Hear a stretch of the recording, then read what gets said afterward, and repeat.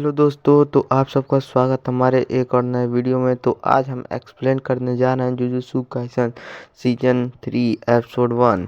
तो आइए स्टार्ट करते हैं बिना किसी देरी के। दिखाया जाता है कि यूजी इतादोरी श्रापित आत्माओं को खत्म कर रहा होता है और वो वहां से निकलता है और उसका पीछा सभी श्रापित आत्माएं कर रही होती हैं।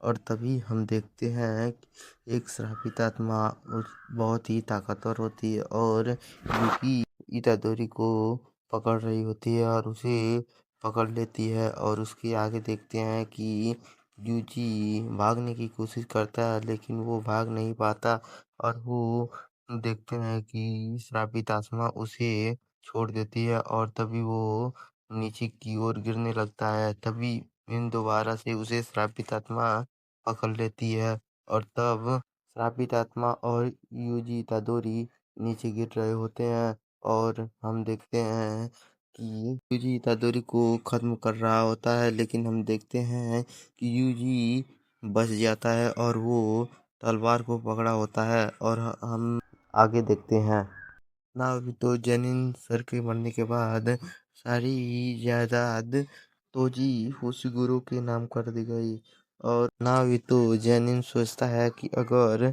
तोजी होशिगुरो को अगर खत्म कर दूं तो ये सारी जायदाद मेरे नाम हो जाएगी। और तब अगर मैं यूजी इतादोरी को खत्म कर दूं तो तोजी फुसिगुरो भी वहां पर आएगा और तब मैं तोजी फुसिगुरो को खत्म कर दूंगा।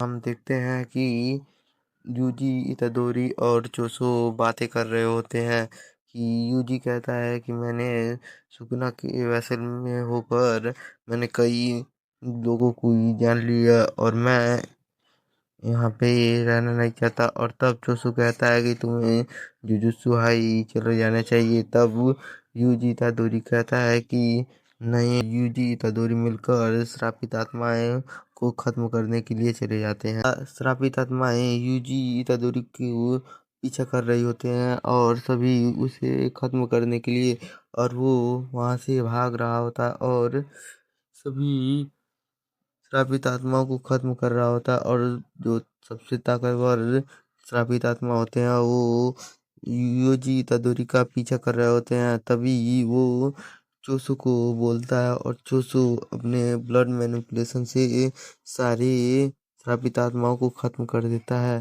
तभी हम देखते हैं कि ना जनेन वहां पर आ जाता है और तब वो कहता है कि तुम में से यूजी है। तब वो पता चल जाता है। तब चूसू कहता है कि तुम यहाँ से निकल लो। तब उसके बाद से वहां पर तभी फाइट होने लगती है और देखते हैं कि यूटा कोत्सु है और सभी लोग चौंक जाते हैं। और क्योंकि वो गोजो सर से भी ज्यादा ताकतवर है और इसलिए वो भागने की कोशिश करते हैं और देखते हैं कि जूजी फुसुगुरो इतादोरी वहां से भाग रहा होता है। तभी यूटा ओकोत्सु उसका पीछा करने लगता है और तभी वो सोचता है कि ये तलवार लेकर इतना तेज कैसे भाग रहा है।